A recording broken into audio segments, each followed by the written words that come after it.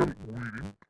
My name is Diana Marcela Tose of the Growth 3. I am enrolled in the Industrial Logistics Technology program. For this activity, I chose the chain store exit.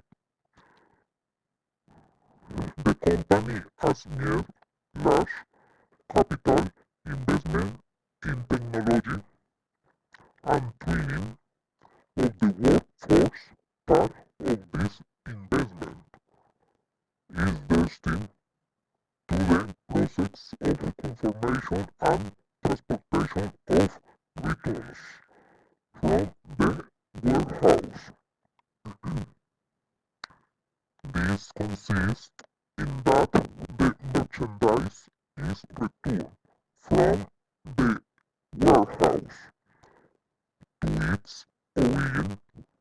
The cost of this is due to quality, excess merchandise, culmination of events, expiration dates, breakdowns,